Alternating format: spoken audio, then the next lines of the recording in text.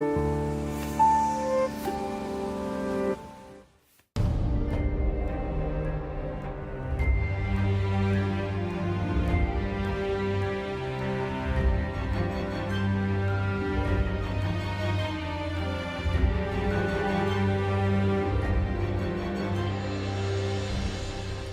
una región inhóspita que no suele llamar la atención y que cae con frecuencia en el olvido. El territorio situado en el extremo oriental de Rusia, al nordeste de China, es tan remoto que incluso su nombre genera confusión. Se trata del lejano oriente ruso, la Siberia rusa o tal vez la Siberia china, Manchuria o quizás Heilongjiang. Así es como los chinos llaman al río Amur, el río del dragón negro, que divide en dos este extenso territorio. La región ha cambiado de manos a lo largo de la historia. China, Rusia, incluso Japón durante un breve periodo. Hoy es un elemento central de los intereses geoestratégicos de la Rusia de Putin y de la China de Xi Jinping. El río Amur, que marca la frontera entre Siberia y China, ya no puede frenar ni las ambiciones de Pekín ni la necesidad de nuevas tierras de la población china. China sufre una presión demográfica de tal magnitud que, en cierto modo, la frontera ya se ha desplazado, pues apenas quedan rusos en la región. Para China se trata de una cuestión de supervivencia, de acceso a tierras de cultivo y energía. Para Rusia, de la defensa de su territorio. Mientras Putin mueve sus fichas en el tablero del oeste, en el oriente del país, hace tiempo que se disputa una partida estratégica.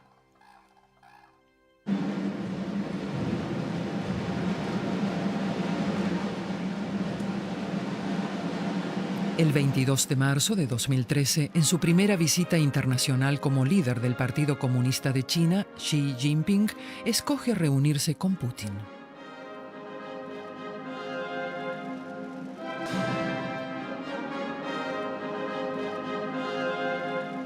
¿Se selló ese día un nuevo acercamiento entre Moscú y Pekín? Putin sabe muy bien que después de su ofensiva contra Occidente en Ucrania y en Crimea, está obligado a aliarse con China en el este.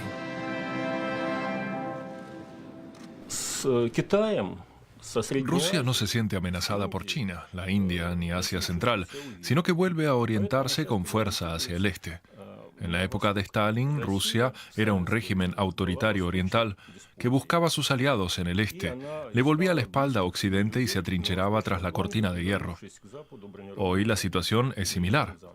La Rusia de Putin, y permítame recalcar que no se trata de la Rusia histórica, teme a Europa, desconfía de ella y la desprecia.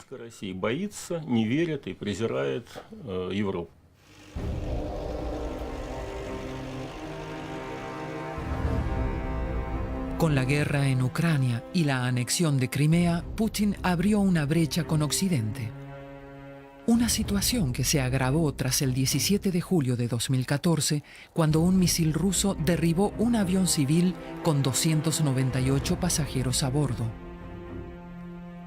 Entre Moscú y sus aliados occidentales reina ahora una tensión con reminiscencias de la Guerra Fría.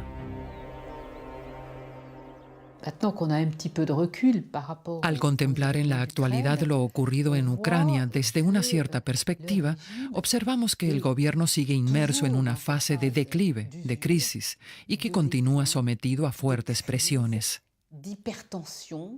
Y al mismo tiempo trata de convencer a los 140 millones de rusos y al resto del mundo, mediante una propaganda casi histérica, de que Rusia es un país importante, fuerte, capaz de lograr cualquier cosa. Pero no es cierto.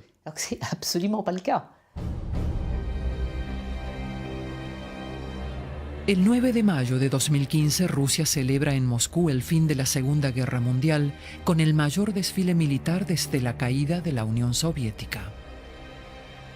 Великая Отечественная была битвой за будущее всего человечества. Наши отцы и деды пережили невыносимые страдания, лишения и утраты. Работали на износ, на пределе человеческих сил. Воевали, не щадя своей жизни. показали пример благородства и подлинного патриотизма. Слава народу-победителю! С праздником! С Днем Великой Победы! Ура!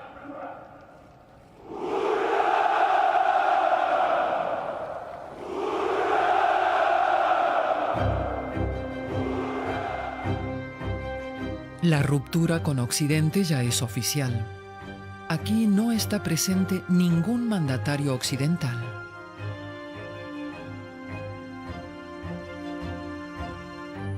Por contra, la China que Putin busca como socia está en primera fila, representada por Xi Jinping y un batallón de soldados chinos que participa en el desfile. Las inversiones chinas en el ámbito militar no dejan de aumentar y ocupan ya el segundo lugar por detrás de Estados Unidos. Rusia hace tiempo que fue desbancada.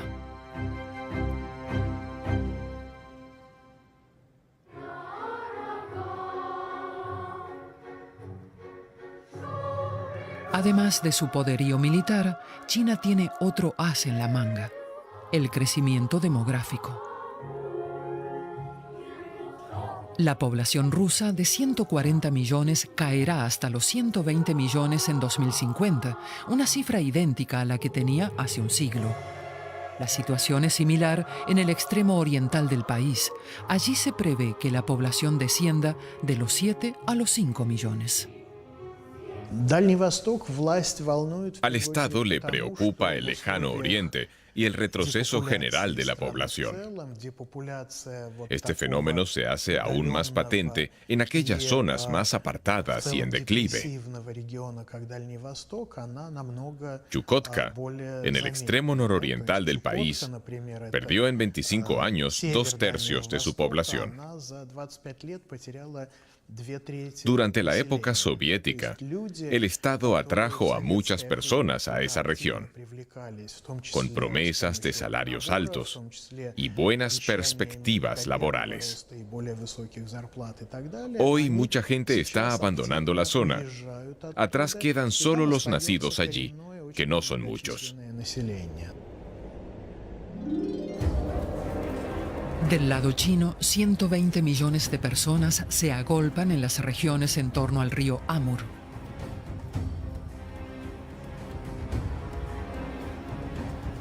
Solo en la provincia de Heilongjiang viven 33 millones.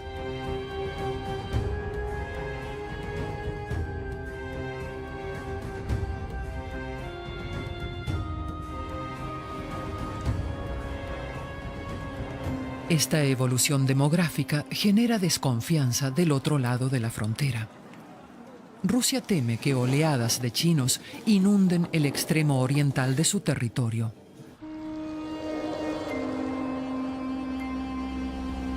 La inmigración de chinos procedentes del nordeste del país, acostumbrados al duro clima polar, dará pie a airadas protestas ciudadanas y cambiará la región a largo plazo.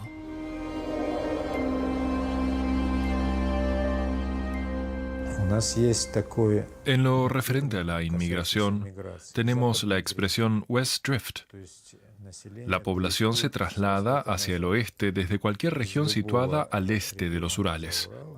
Existen corrientes migratorias en ambas direcciones, pero predominan las que se dirigen al oeste, de manera que las regiones de Siberia y del lejano oriente están perdiendo población.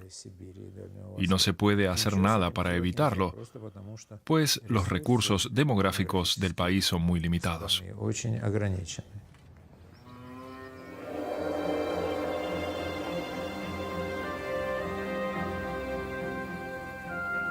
Con 220 millones de hectáreas de tierras cultivadas y enormes extensiones de terrenos sin plantar, Rusia despierta la codicia de su vecino. Rusia posee el 11% de la superficie agrícola del mundo. En cambio, China tiene que conformarse con el 7%, con el que tiene que alimentar a 1.400 millones de habitantes, 10 veces más que Rusia. Aunque China podría explotar terrenos en otros lugares, ve en la cercana Siberia una panacea al alcance de la mano.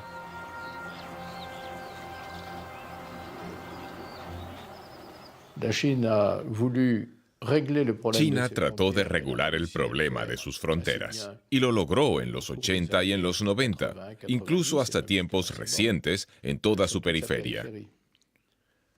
Pero China no olvida las regiones que perdió. Por supuesto que existen tratados entre Moscú y Pekín sobre el trazado fronterizo entre ambos países, pero en el futuro podría ocurrir que una China sometida a presiones cada vez mayores vuelva la vista al pasado y estudie cuidadosamente qué territorios tenía en su poder en épocas anteriores.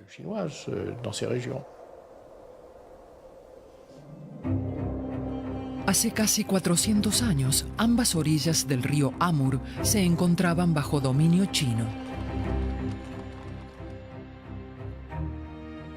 Durante la dinastía Qing, China experimenta un auge tanto cultural como territorial. Una gran parte del actual lejano oriente ruso pertenecía entonces al Imperio Chino. 2 siglos más tarde, en 1856, la Rusia de los zares es derrotada en Crimea en una guerra contra Francia, Inglaterra y el Imperio Otomano. A esta derrota en el oeste le sigue una campaña en el este. En 1858, el ejército ruso se anexiona en el extremo oriental del país las regiones al norte del Amur y al oeste del Ussuri, asegurando así su dominio sobre el río y obteniendo la garantía de navegar sin impedimentos. Jabárovsk es la primera ciudad fundada tras la conquista de los nuevos territorios. Vladivostok, cuyo significado es dominar el este, encarna la culminación del avance ruso hacia el Pacífico. Vladivostok, la misma ciudad que los chinos continúan llamando Haishenguai o la marisma de los pepinos de mar. China era uno de los 5 grandes enemigos de la Unión Soviética, junto con Estados Unidos, Alemania Occidental, Israel y Gran Bretaña. Tras la caída de la Unión Soviética, el modelo chino de desarrollo atrajo la atención del ala de ideología comunista.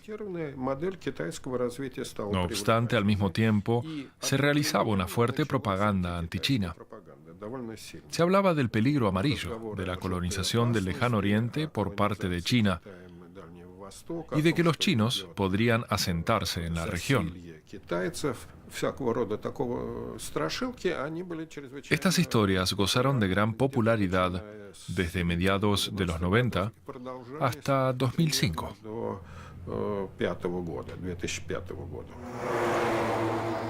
Diez años después, estas historias parecen haber caído en el olvido en las zonas rurales. Rusia dio su brazo a torcer y alquiló a China durante 50 años enormes haciendas de 100.000 hectáreas.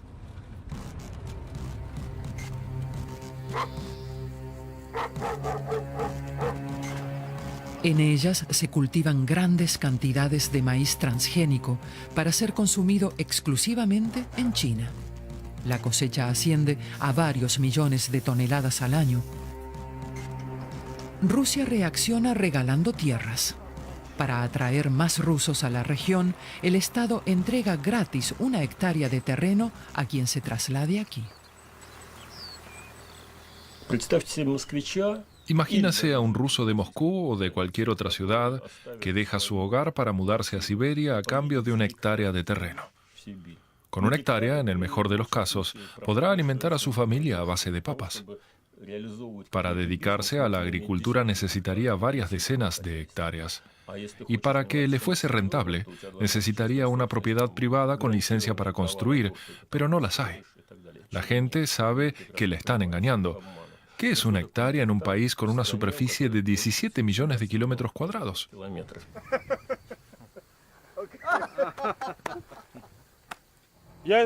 Si no trabajara todo el día, tendría que cerrar. Si no cultivo 1.000 hectáreas, pierdo dinero. ¿Solo duerme 2 horas? No puedo dormir más. El conductor que acaba de llegar durmió 7 horas. Viene, llena el depósito y se va. Antes estuvo trabajando 24 horas sin parar.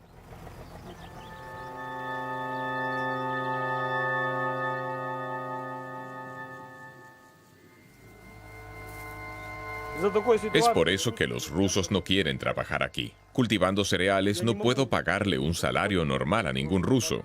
Además, ya no quedan trabajadores cualificados. Antes había una escuela de agricultura en Kamyshovka donde enseñaban a conducir tractores, pero ya no existe.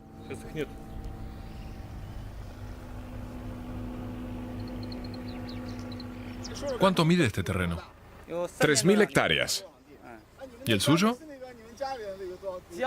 4 hectáreas por persona. ¿Y es independiente de esta parcela? Sí, trabajamos para otros.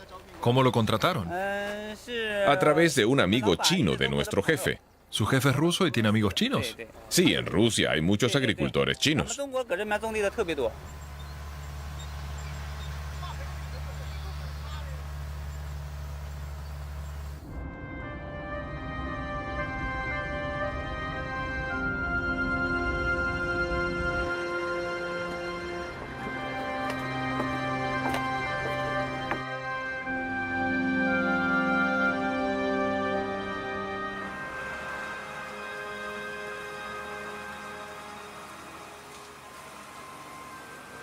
El poder central en Moscú trata de aparentar que tiene la inmigración de trabajadores chinos bajo control. Pero lo cierto es que lucha desesperadamente por frenar la oleada migratoria. Recientemente Rusia ha comenzado a exigir que todos los trabajadores extranjeros superen un examen de ruso para obtener un visado de trabajo. Pero esta ley no es aplicable en esta región y los empresarios la sortean, pues existe otro problema. Aquí solo hay trabajadores chinos. En el extremo oriental de Rusia, esta ley no puede implementarse. Se trata de una exigencia inaudita, dada la grave escasez de mano de obra. Lo único que consigue es disparar los salarios de los trabajadores.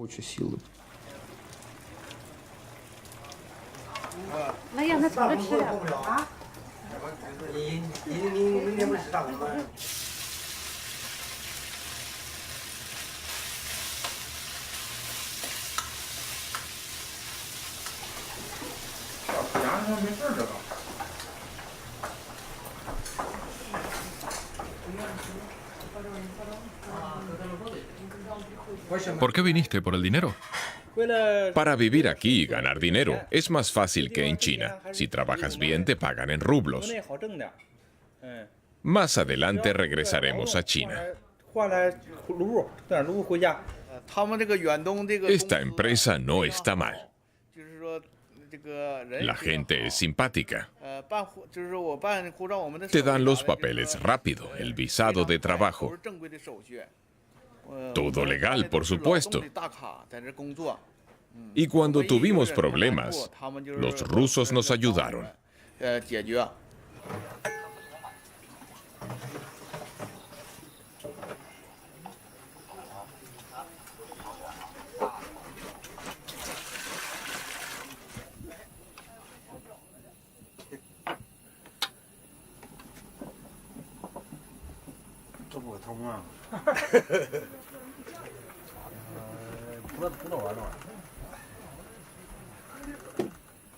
¿Podrías decirnos algo en ruso?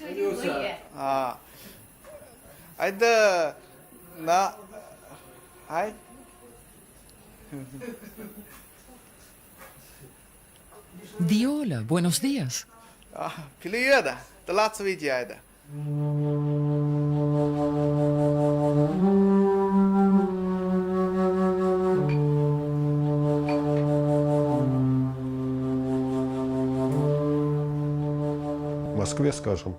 En Moscú, la tasa de suicidio es de 8 por cada 100.000 habitantes. En la región de Khabarovsk o en Kamchatka es de 80 a 100. Son cifras muy superiores. Se trata de regiones desoladas, muy pobres, donde la vida es dura. Pero la gente no tiene dinero para irse a otro lugar.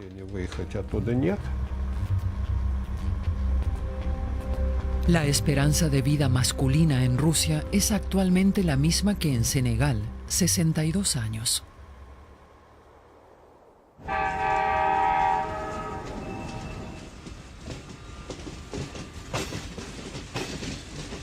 La oleada migratoria procedente de China dejará pronto de ser un fenómeno pasajero. Un gran número de chinos se quedarán en el país y el escaso efecto de los incentivos que Moscú ofrece a los rusos contribuirá a ello. Los expertos en demografía han concluido que no queda más remedio que traer 20 millones de chinos al país. Si queremos que Siberia vuelva a estar poblada por osos, bastará con que no hagamos nada. Pero sería mejor que estuviese poblada por personas. Por eso es necesario incitar a la gente a ello. Y eso implica decir adiós al sueño de Putin de un poder centralizado.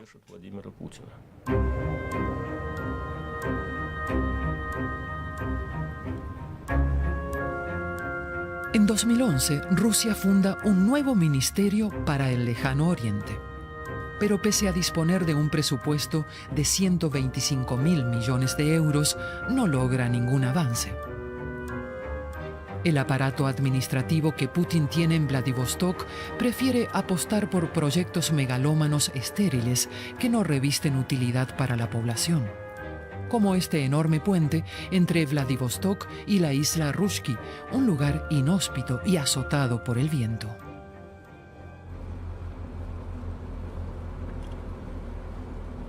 A la hora de realizar inversiones, los chinos tienen una gran ventaja, pues disponen de mayor liquidez.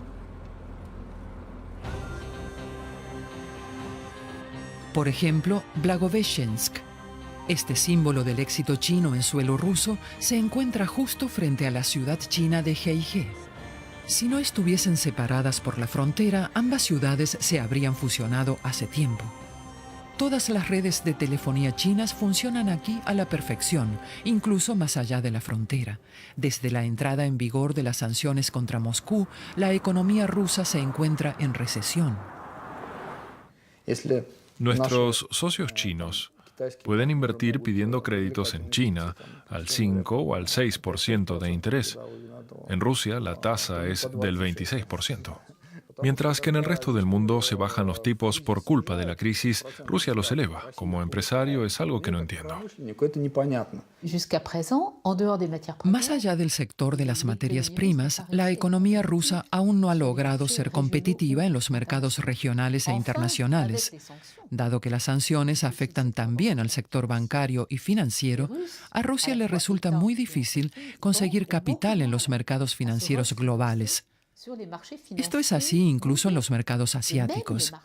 Creo que Moscú no ha tenido en cuenta que nos encontramos en una economía globalizada y que un país no puede decir ya no hablamos más con los europeos y esperar que en Asia se le abran todas las puertas como por arte de magia.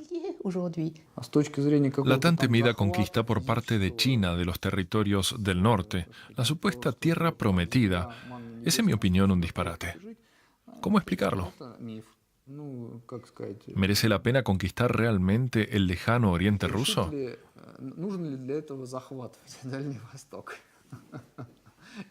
Yo creo que basta con hacer un par de buenas inversiones.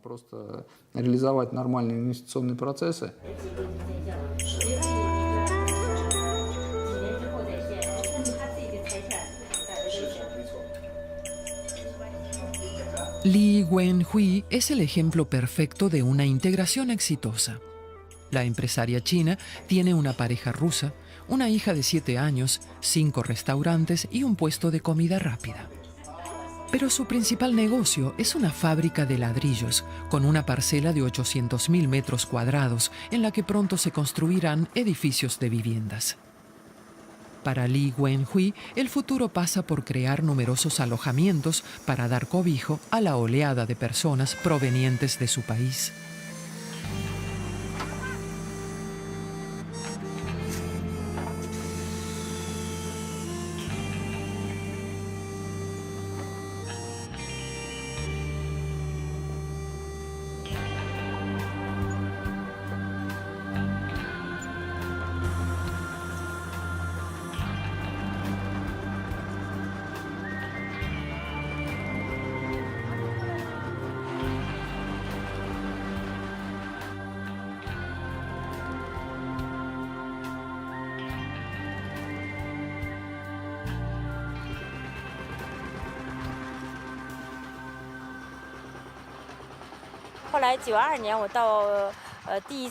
Vine por primera vez a Blagoveshchensk en 1992.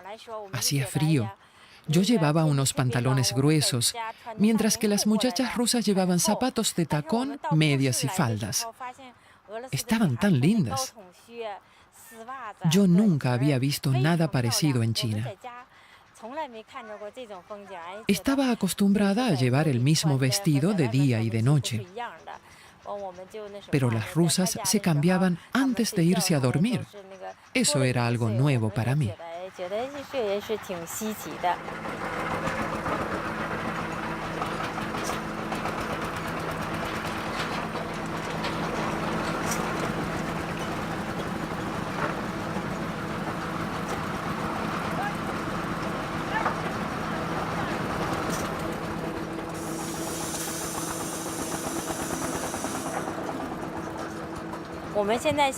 Actualmente producimos ladrillos corrientes, de forma estacional, pero dentro de 1 o 2 años nos gustaría invertir para modernizar nuestros equipos.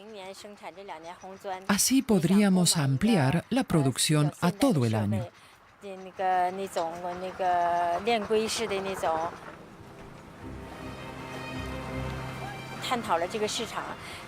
Hemos realizado un estudio del mercado de ladrillos en la región del Amur y constatamos que, a priori, podríamos vender unas 1.000 millones de unidades al año.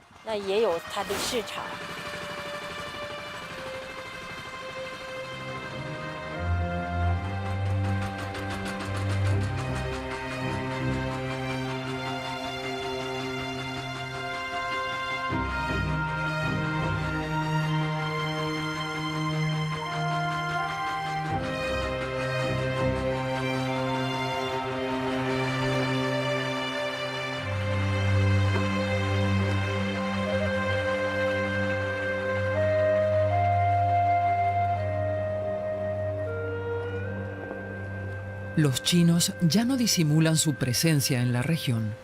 La ciudad china de Hegang cuenta incluso con representación propia en el centro de una ciudad rusa. Es perfectamente posible que en algún momento vivan muchos chinos en Siberia, incluso más que rusos. Los rusos temen que estos chinos ya no regresen a su hogar, que se queden en Rusia. Eso alteraría la estructura demográfica, así como la realidad política. Además, no cabe duda de que surgirán conflictos de carácter cultural, étnico, religioso y también económico. La situación actual aún no es grave, pero a medida que los chinos mejoren su posición, las cosas podrían cambiar. Los empresarios ganan mucho dinero en las regiones fronterizas de Vladivostok, Khabarovsk, Blagoveshchensk y más hacia el oeste hasta Irkutsk. Por supuesto que no solo se trata de chinos, sino también de rusos. Y aquí es donde volvemos a los viejos temores tan arraigados y a la importancia de que esa riqueza llegue también a las regiones rusas. El miedo a que esta evolución se extienda a otros sectores en los que a Rusia le costaría mucho más trabajo aceptarlo.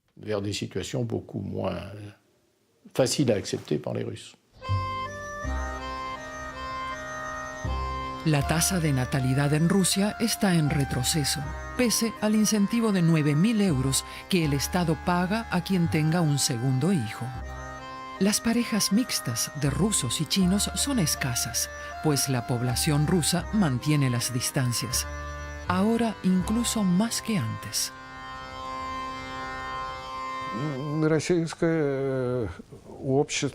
Tras una fase en la que mostraba una fachada de tolerancia e internacionalismo, la sociedad rusa está regresando a los patrones de comportamiento arcaicos, tradicionalistas y racistas. El odio a lo extranjero ha aumentado mucho.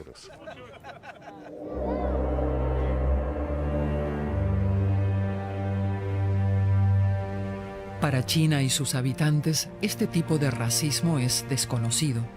Para ellos solo cuenta el beneficio económico. Los chinos llegan cada vez en mayor número. Esta oleada emigratoria favorece a los intereses del Estado chino, que la considera muy oportuna e incluso la fomenta. El Estado ruso calla a regañadientes, como en una alianza entre dos regímenes totalitarios que hubiesen acordado aceptarse mutuamente en los más altos niveles. El gobierno chino no supone ninguna amenaza para Putin. China no cuestiona las violaciones de los derechos humanos ni las anexiones de territorios que pertenecían a otros países, siempre que no le afecte directamente. No ejerce presión como lo hace Occidente. En lugar de ello, lo que el Estado chino quiere es que más y más chinos emigren a Rusia, a Siberia, al lejano Oriente.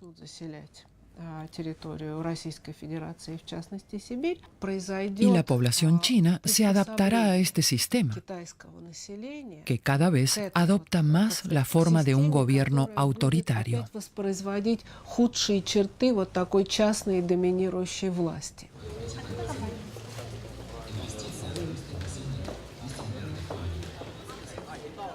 Jabárovsk es el punto de encuentro de las relaciones comerciales entre los inversionistas chinos y los empresarios rusos.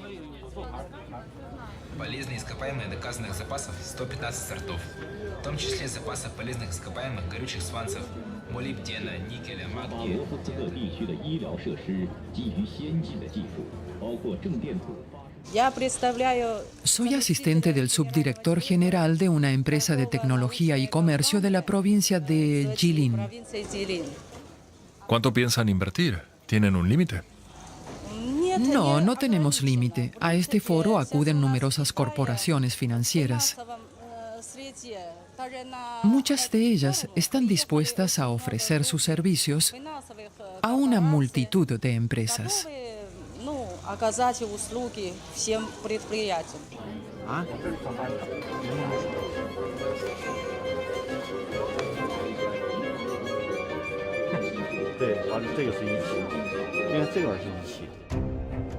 Del lado chino de la frontera, las conexiones con Rusia ya están construidas. Las vías de alta velocidad que van desde Pekín hacia el norte están casi listas. Aunque el gobierno ruso aún no ha dado luz verde para el tránsito fronterizo, las empresas chinas ya están preparadas para pasar a la acción.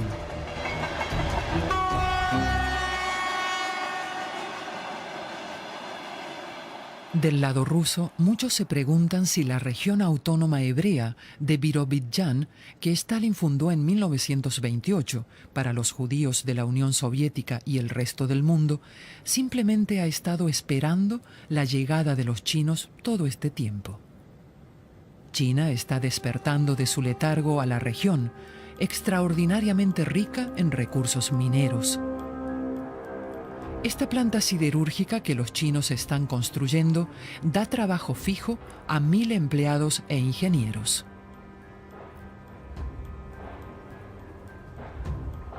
Un enclave chino en Rusia que aparentemente escapa al alcance del Kremlin.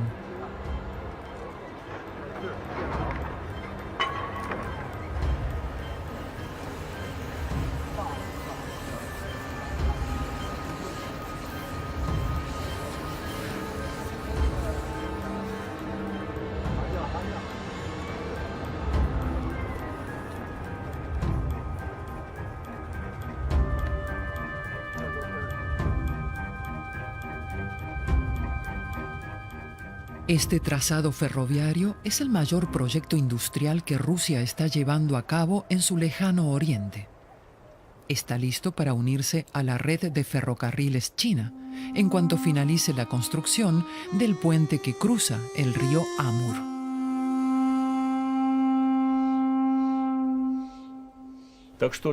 Rusia se convertirá en un satélite de China. Es triste, pero es la pura verdad. Nos negamos a convertirnos en un satélite de Occidente y automáticamente pasamos a ser un satélite de Oriente. Por otra parte, se dice que Rusia es un estado euroasiático independiente entre Oriente y Occidente. Pero eso no es cierto, pues la Rusia de Putin no puede ser por sí sola un poder geopolítico independiente. Por eso aumentará su dependencia del este chino. China quiere construir una nueva ruta de la seda. Pensemos, por ejemplo, en Pakistán o Myanmar. Si China no se implicase, esta ruta jamás llegaría a materializarse. ¿Cuántos países hay que atravesar desde Xinjiang para llegar a Europa? Si la realidad política de esos países cambia, ¿cómo puede reaccionar China? Pensemos en Kazajistán.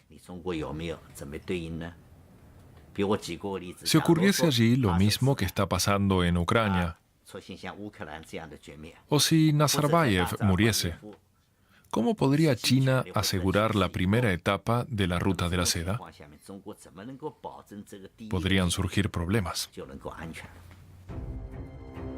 Para esta nueva ruta de la seda que atravesará Asia Central, Kazajistán y Azerbaiyán, China debe asegurarse el beneplácito de Rusia.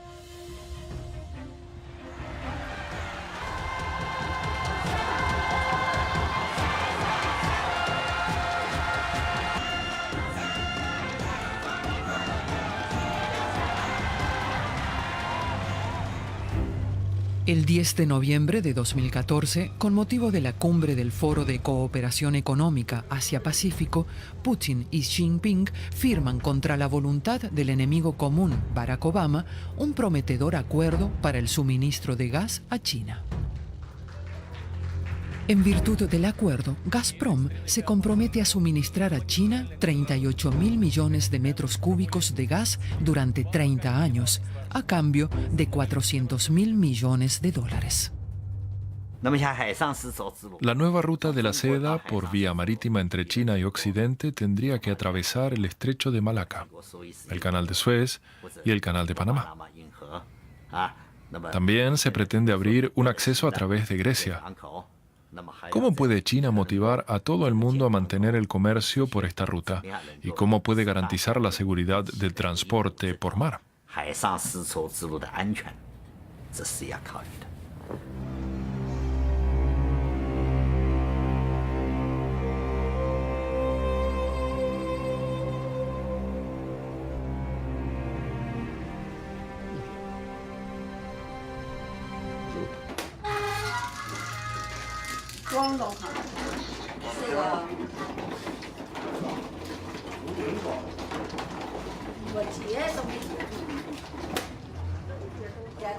Para China, el juego con Rusia continúa, pero ¿no hace tiempo que ganó la partida?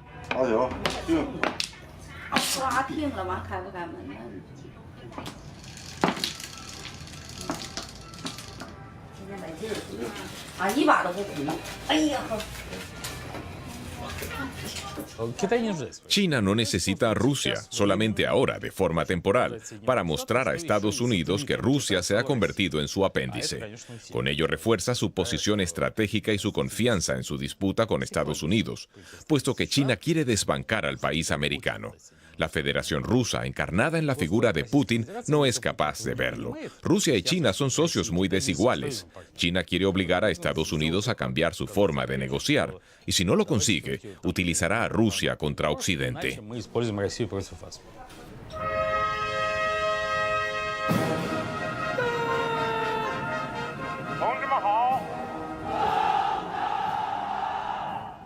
China hace gala de fortaleza, como en el desfile militar que el Partido Comunista Chino celebró el 3 de septiembre de 2015 con motivo del 70 aniversario de la capitulación japonesa.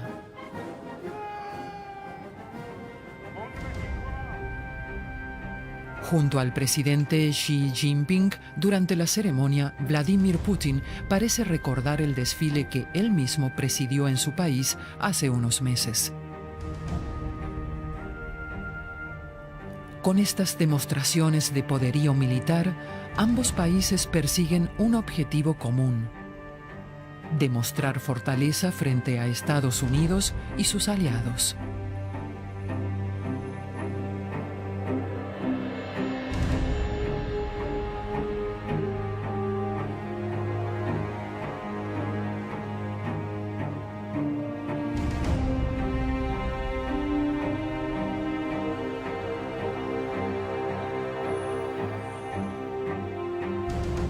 La frontera entre Rusia y China no es más que una línea que separa un territorio despoblado de una población que necesita tierras urgentemente.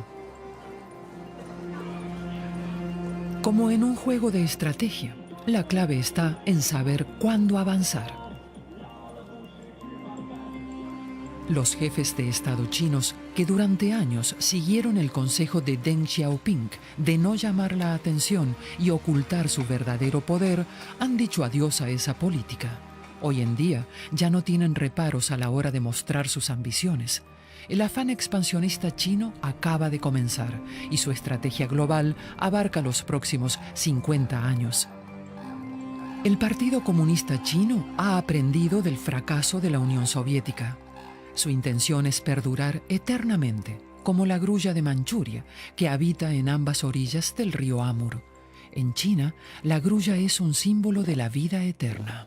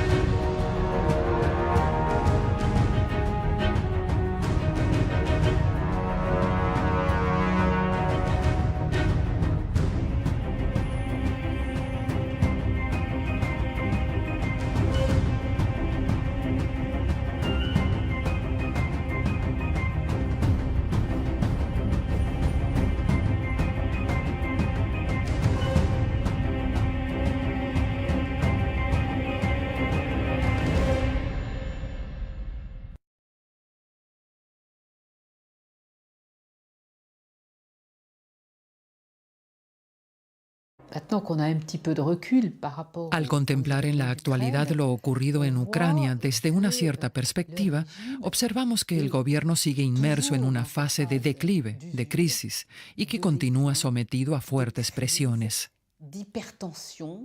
Y al mismo tiempo trata de convencer a los 140 millones de rusos y al resto del mundo, mediante una propaganda casi histérica, de que Rusia es un país importante, fuerte, capaz de lograr cualquier cosa. Pero no es cierto.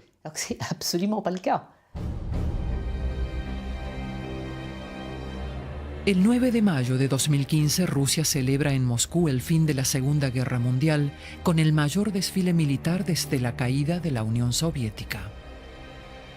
Ведь Великая Отечественная была битвой за будущее всего человечества. Наши отцы и деды пережили невыносимые страдания, лишения и утраты. Работали на износ, на пределе человеческих сил. Воевали, не щадя своей жизни. Показали пример благородства и подлинного патриотизма. Слава народу-победителю! С праздником! С Днем Великой Победы! Ура!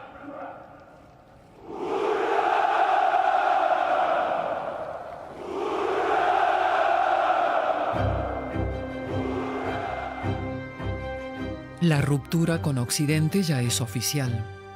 Aquí no está presente ningún mandatario occidental.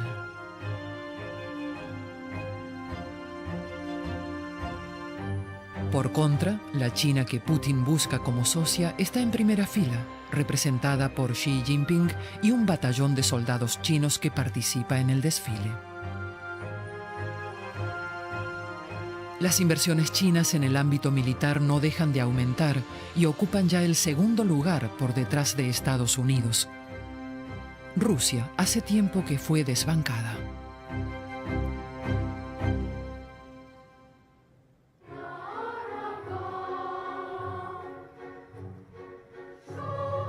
Además de su poderío militar, China tiene otro as en la manga: el crecimiento demográfico. La población rusa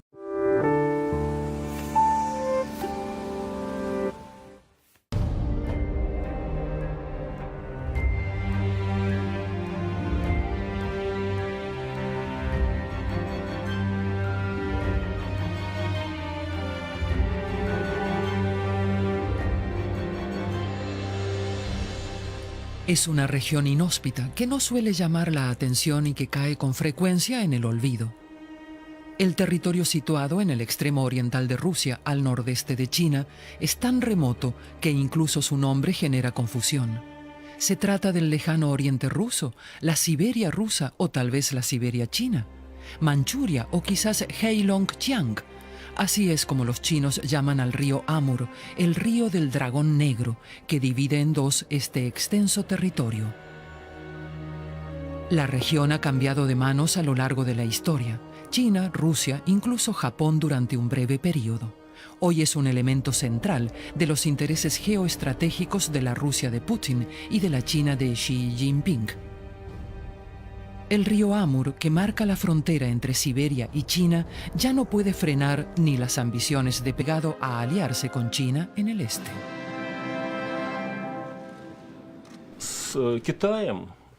Rusia no se siente amenazada por China, la India ni Asia Central, sino que vuelve a orientarse con fuerza hacia el este. En la época de Stalin, Rusia era un régimen autoritario oriental que buscaba a sus aliados en el este, le volvía la espalda a Occidente y se atrincheraba tras la cortina de hierro. Hoy la situación es similar. La Rusia de Putin, y permítame recalcar que no se trata de la Rusia histórica, teme a Europa, desconfía de ella y la desprecia.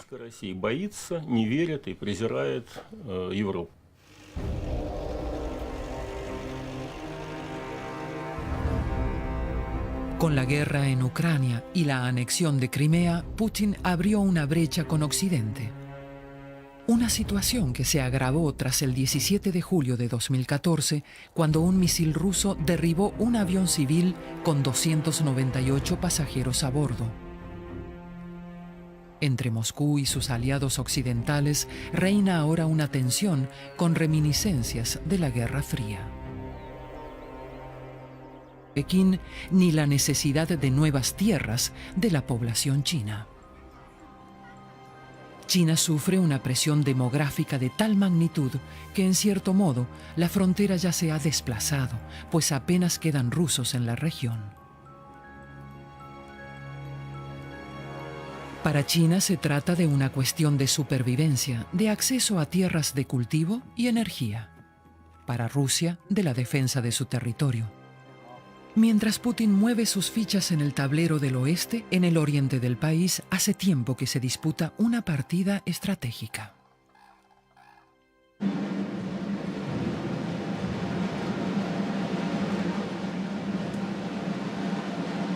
El 22 de marzo de 2013, en su primera visita internacional como líder del Partido Comunista de China, Xi Jinping escoge reunirse con Putin.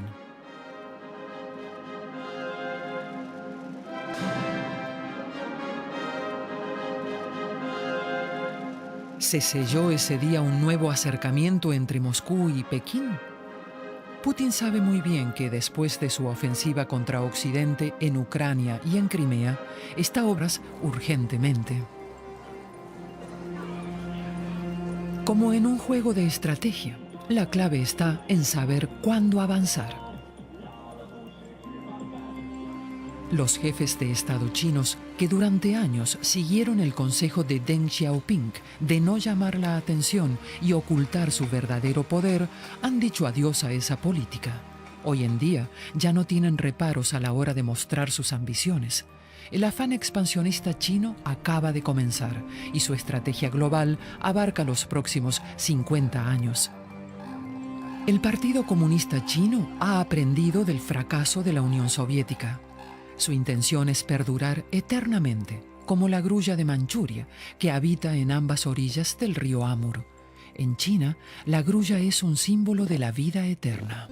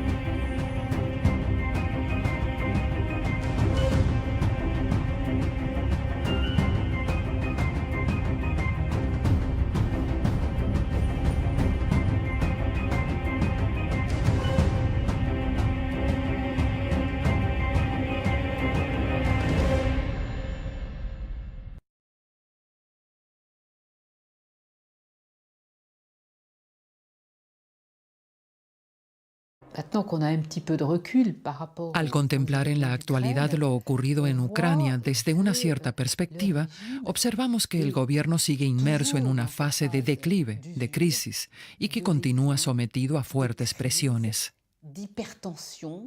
Y al mismo tiempo trata de convencer a los 140 millones de rusos y al resto del mundo, mediante una propaganda casi histérica, de que Rusia es un país importante, fuerte, capaz de lograr cualquier cosa. Pero no es cierto.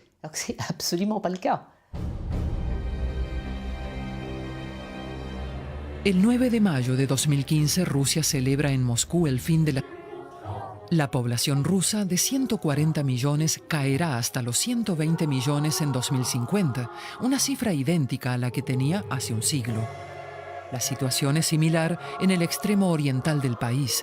Allí se prevé que la población descienda de los 7 a los 5 millones. Al Estado le preocupa el lejano oriente y el retroceso general de la población.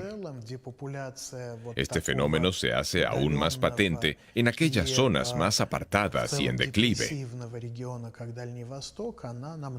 Chukotka, en el extremo nororiental del país, perdió en 25 años 2/3 de su población. Durante la época soviética, el Estado atrajo a muchas personas a esa región, con promesas de salarios altos y buenas perspectivas laborales. Hoy mucha gente está abandonando la zona. Atrás quedan solo los nacidos allí, que no son muchos. Del lado chino, 120 millones de personas se agolpan en las regiones en torno al río Amur.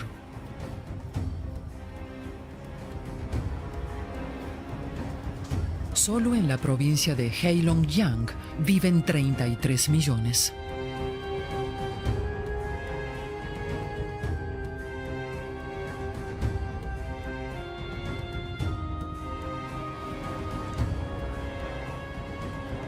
Esta evolución demográfica genera desconfianza del otro lado de la frontera.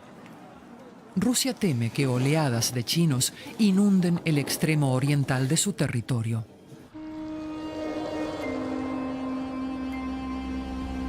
La inmigración de chinos procedentes del nordeste del país, acostumbrados al duro clima polar, dará pie a airadas protestas ciudadanas y cambiará la región a largo plazo.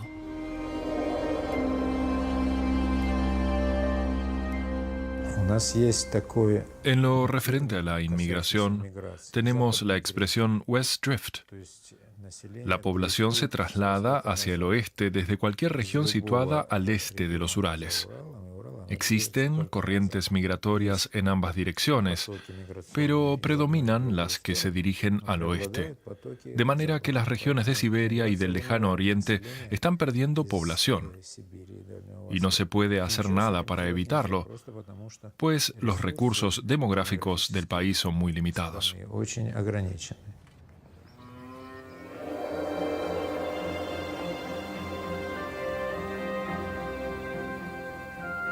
Por China, la India ni Asia Central, sino que vuelve a orientarse con fuerza hacia el este. En la época de Stalin, Rusia era un régimen autoritario oriental que buscaba a sus aliados en el este, le volvía la espalda a Occidente y se atrincheraba tras la cortina de hierro. Hoy la situación es similar. La Rusia de Putin, y permítanme recalcar que no se trata de la Rusia histórica, teme a Europa, desconfía de ella y la desprecia.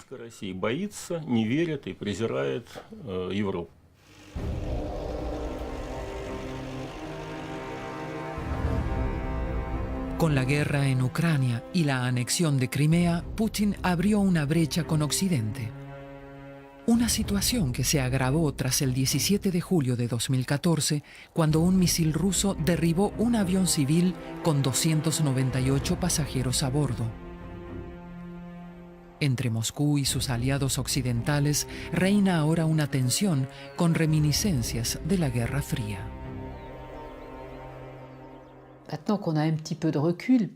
Al contemplar en la actualidad lo ocurrido en Ucrania desde una cierta perspectiva, observamos que el gobierno sigue inmerso en una fase de declive, de crisis, y que continúa sometido a fuertes presiones. Y al mismo tiempo trata de convencer a los 140 millones de rusos y al resto del mundo, mediante una propaganda casi histérica, de que Rusia es un país importante, fuerte, capaz de lograr cualquier cosa. Pero no es cierto.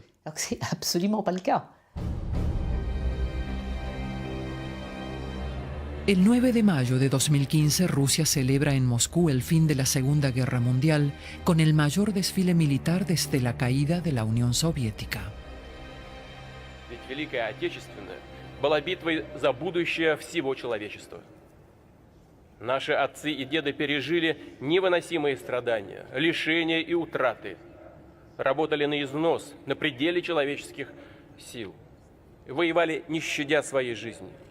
Показали пример благородства и подлинного патриотизма. Слава народу-победителю! С праздником! С Днем Великой Победы! Ура!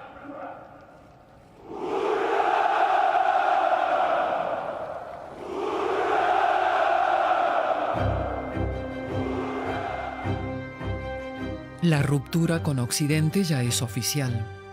Aquí no está presente ningún mandatario occidental.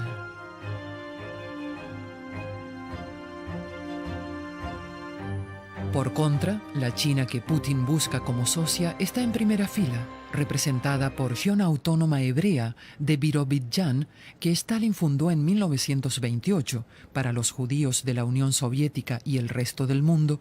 Simplemente ha estado esperando la llegada de los chinos todo este tiempo.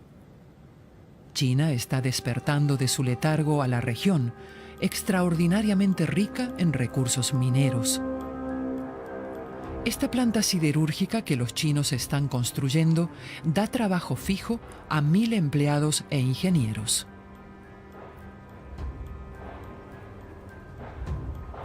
Un enclave chino en Rusia que aparentemente escapa al alcance del Kremlin.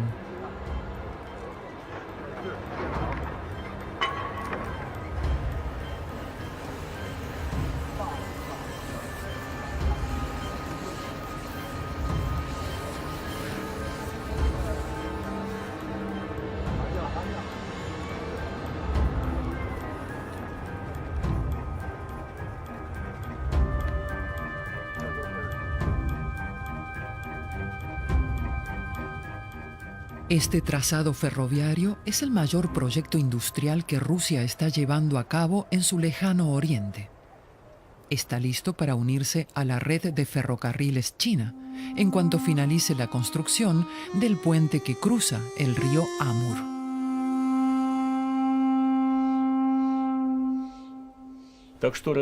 Rusia se convertirá en un satélite de China. Es triste, pero es la pura verdad. Nos negamos a convertirnos en un satélite de Occidente y automáticamente pasamos a ser un satélite de Oriente. Por otra parte, se dice que Rusia es un estado euroasiático independiente entre Oriente y Occidente.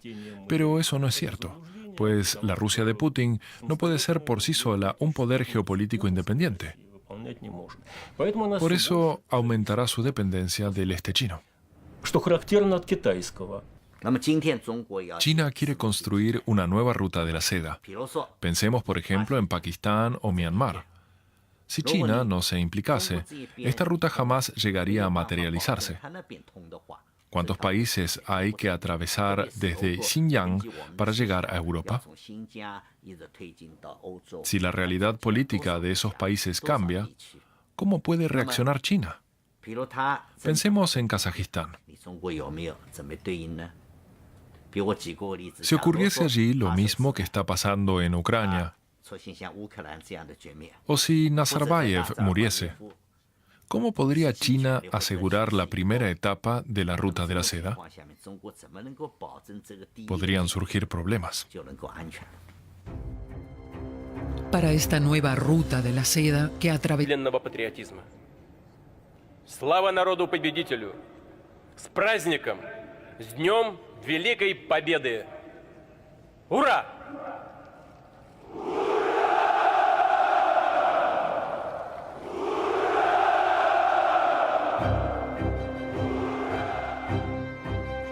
La ruptura con Occidente ya es oficial. Aquí no está presente ningún mandatario occidental.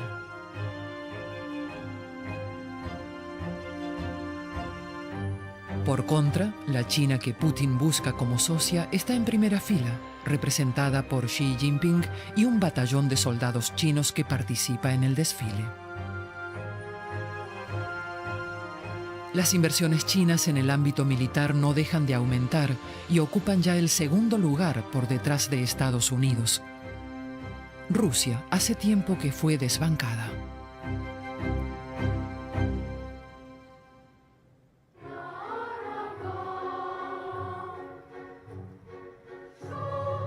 Además de su poderío militar, China tiene otro as en la manga: el crecimiento demográfico.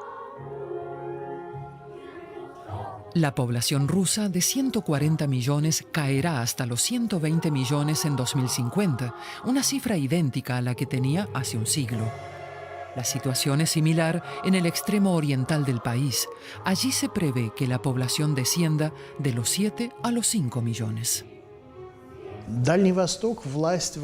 Al Estado le preocupa el lejano oriente y el retroceso general de la población. Este fenómeno se hace aún más patente en aquellas zonas más apartadas y en declive.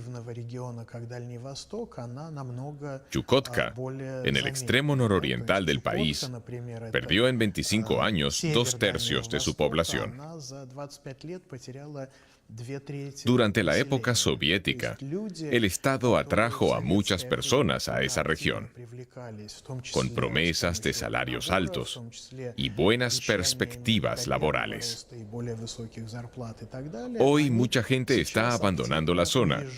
Atrás quedan solo los nacidos allí, que no son muchos. Del lado chino, 120 millones de personas se agolpan en las regiones en torno al río Amur.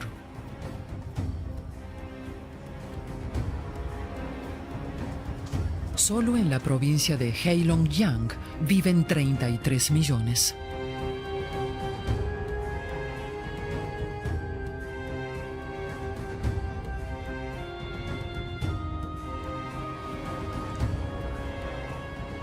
Te dan los papeles rápido, el visado de trabajo. Todo legal, por supuesto. Y cuando tuvimos problemas, los rusos nos ayudaron.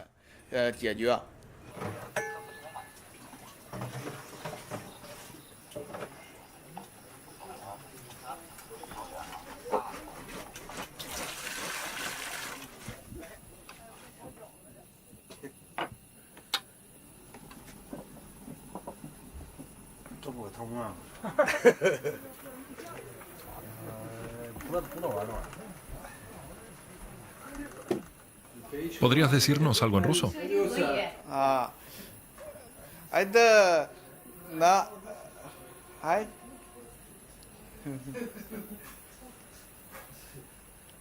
Di hola, buenos días.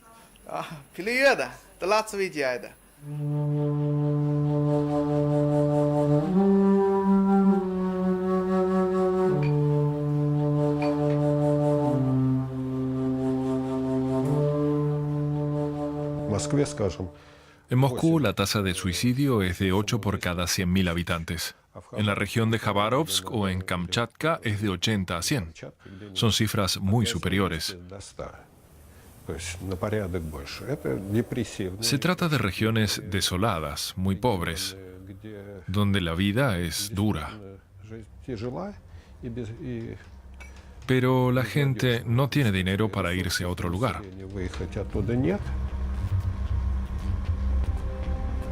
La esperanza de vida masculina en Rusia es actualmente la misma que en Senegal, 62 años.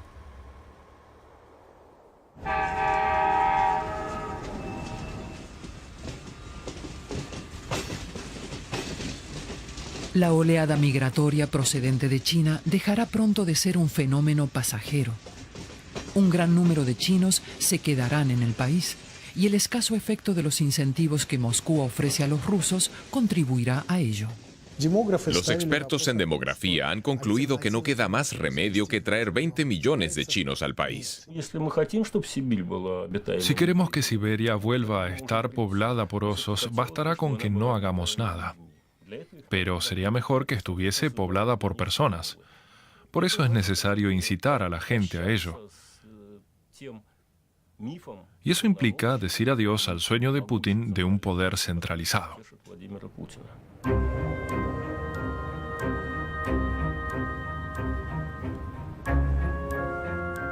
En 2011, Rusia funda un nuevo ministerio para el Lejano Oriente. Pero pese a disponer de un presupuesto, ser competitiva en los mercados regionales e internacionales, dado que las sanciones afectan también al sector bancario y financiero, a Rusia le resulta muy difícil conseguir capital en los mercados financieros globales. Esto es así incluso en los mercados asiáticos. Creo que Moscú no ha tenido en cuenta que nos encontramos en una economía globalizada y que un país no puede decir ya no hablamos más con los europeos y esperar que en Asia se le abran todas las puertas como por arte de magia. La tan temida conquista por parte de China de los territorios del norte, la supuesta tierra prometida, es en mi opinión un disparate. ¿Cómo explicarlo? ¿Merece la pena conquistar realmente el lejano oriente ruso?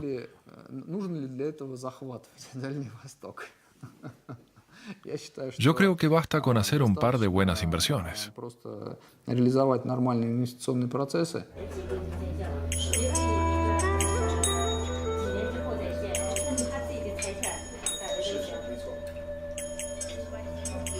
Li Wenhui es el ejemplo perfecto de una integración exitosa. La empresaria china tiene una pareja rusa, una hija de 7 años, 5 restaurantes y un puesto de comida rápida. Pero su principal negocio es una fábrica de ladrillos, con una parcela de 800.000 metros cuadrados, en la que pronto se construirán edificios de viviendas. Para Li Wenhui, el futuro pasa por crear numerosos alojamientos para dar cobijo a la oleada de personas provenientes de su país.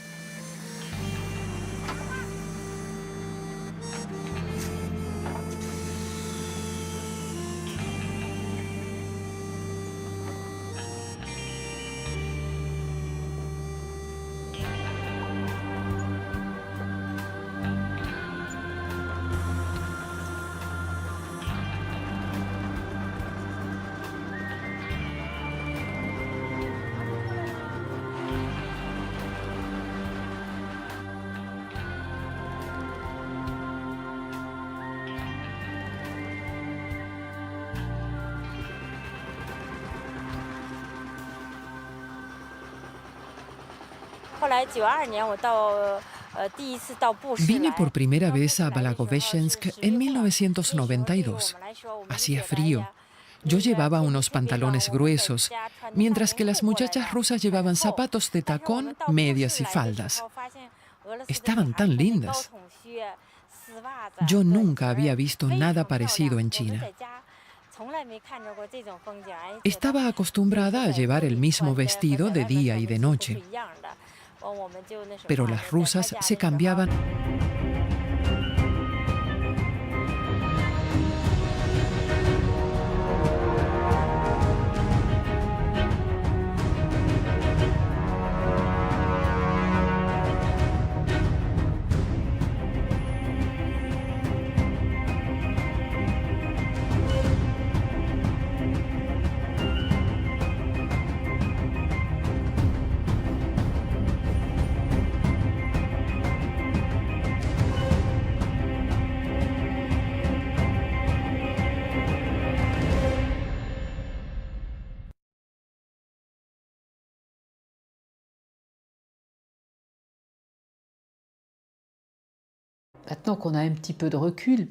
Al contemplar en la actualidad lo ocurrido en Ucrania desde una cierta perspectiva, observamos que el gobierno sigue inmerso en una fase de declive, de crisis, y que continúa sometido a fuertes presiones. Y al mismo tiempo trata de convencer a los 140 millones de rusos y al resto del mundo, mediante una propaganda casi histérica, de que Rusia es un país importante, fuerte, capaz de lograr cualquier cosa. Pero no es cierto.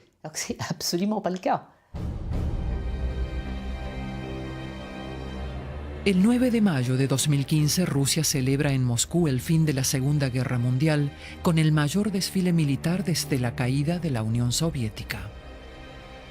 Ведь Великая Отечественная была битвой за будущее всего человечества. Наши отцы и деды пережили невыносимые страдания, лишения и утраты. Работали на износ, на пределе человеческих сил. Воевали, не щадя своей жизни. Показали пример благородства и подлинного патриотизма. Слава народу-победителю! С праздником! С Днем Великой Победы! Ура!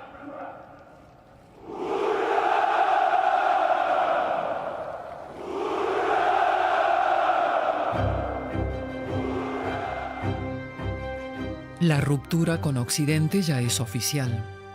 Aquí no está presente ningún mandatario occidental.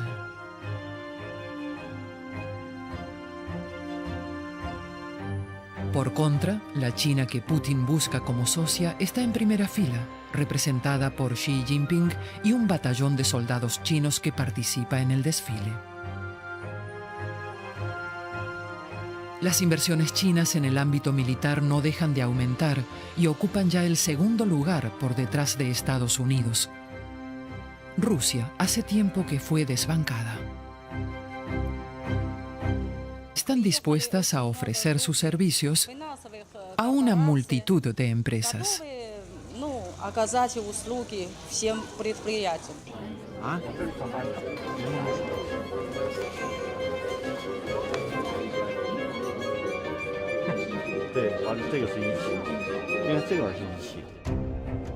Del lado chino de la frontera, las conexiones con Rusia ya están construidas.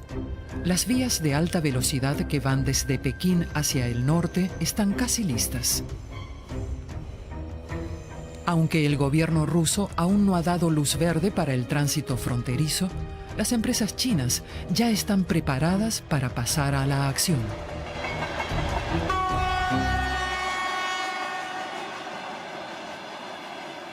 Del lado ruso, muchos se preguntan si la región autónoma hebrea de Birobidjan, que Stalin fundó en 1928 para los judíos de la Unión Soviética y el resto del mundo, simplemente ha estado esperando la llegada de los chinos todo este tiempo. China está despertando de su letargo a la región, extraordinariamente rica en recursos mineros. Esta planta siderúrgica que los chinos están construyendo da trabajo fijo a 1.000 empleados e ingenieros.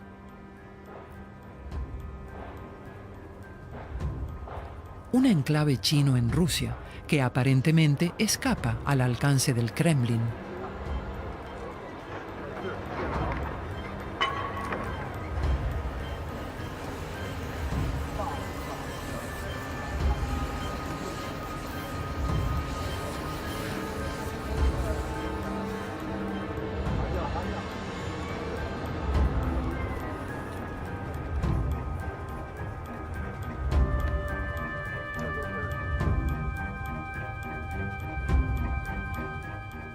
Este trazado ferroviario es el mayor proyecto industrial que Rusia está llevando a cabo en su lejano oriente.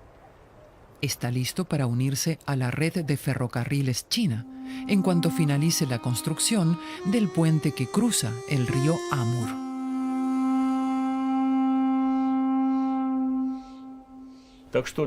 Rusia se convertirá en un satélite de China. Es triste, pero es la pura verdad. Nos negamos a convertirnos en un satélite de Occidente y automáticamente pasamos a ser un satélite de Oriente. Por otra parte, se dice que Rusia es un estado euroasiático independiente entre Oriente y Occidente. Pero eso no es cierto, pues la Rusia de Putin no puede ser por sí sola un poder geopolítico independiente. Por eso aumentará su dependencia del este chino. de 125.000 millones de euros, no logra ningún avance. El aparato administrativo que Putin tiene en Vladivostok prefiere apostar por proyectos megalómanos estériles que no revisten utilidad para la población, como este enorme puente entre Vladivostok y la isla Rushki, un lugar inhóspito y azotado por el viento.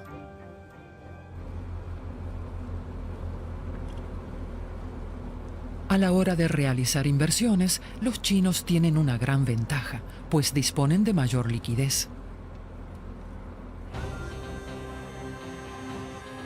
Por ejemplo, Blagoveshchensk. Este símbolo del éxito chino en suelo ruso se encuentra justo frente a la ciudad china de Heige. Si no estuviesen separadas por la frontera, ambas ciudades se habrían fusionado hace tiempo. Todas las redes de telefonía chinas funcionan aquí a la perfección, incluso más allá de la frontera. Desde la entrada en vigor de las sanciones contra Moscú, la economía rusa se encuentra en recesión. Nuestros socios chinos pueden invertir pidiendo créditos en China al 5 o al 6% de interés. En Rusia la tasa es del 26%. Mientras que en el resto del mundo se bajan los tipos por culpa de la crisis, Rusia los eleva. Como empresario es algo que no entiendo. Más allá del sector de las materias primas, la economía rusa aún no ha logrado ser competitiva en los mercados regionales e internacionales. Dado que las sanciones afectan también al sector bancario y financiero, a Rusia le resulta muy difícil conseguir capital en los mercados financieros globales. Esto es así incluso en los mercados asiáticos. Creo que Moscú no ha tenido en cuenta que nos encontramos en una economía globalizada y que un país no puede decir ya no hablamos más con los europeos y esperar que en Asia se le abran todas las puertas como por arte de magia. La tan temida conquista por parte de China de los territorios del norte, la supuesta tierra prometida, es en mi opinión un disparate. ¿Cómo explicarlo? ¿Merece la pena conquistar realmente el lejano oriente ruso?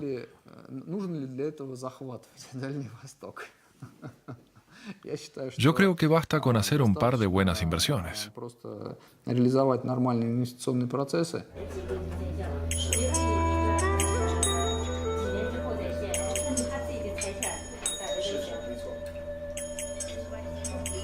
Li Wenhui es el ejemplo perfecto de una integración exitosa. La empresaria china tiene una pareja rusa, una hija de 7 años, 5 restaurantes y un puesto de comida rápida. Xinjiang para llegar a Europa. Si la realidad política de esos países cambia, ¿cómo puede reaccionar China? Pensemos en Kazajistán. Si ocurriese allí lo mismo que está pasando en Ucrania,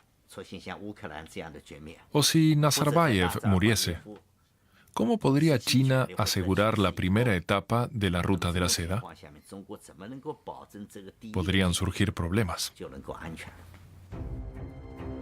Para esta nueva ruta de la seda que atravesará Asia Central, Kazajistán y Azerbaiyán, China debe asegurarse el beneplácito de Rusia.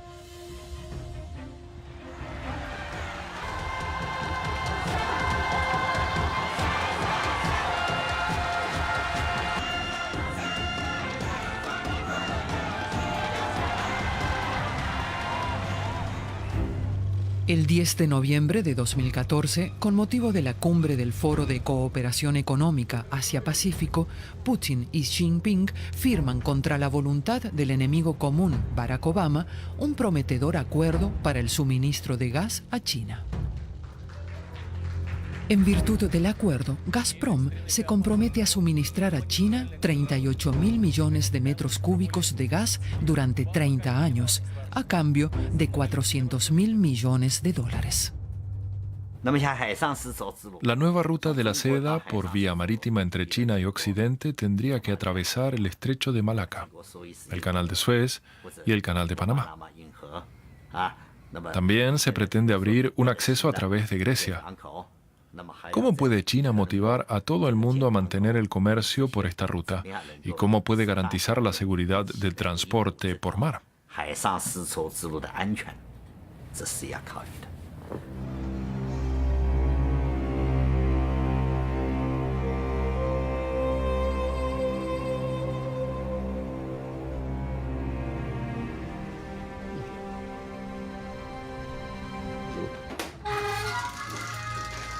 光头哈，这个我结都没结。Para China, el juego con Rusia continúa, pero ¿no hace tiempo que ganó la partida? 刷停了吗？开不开门呢？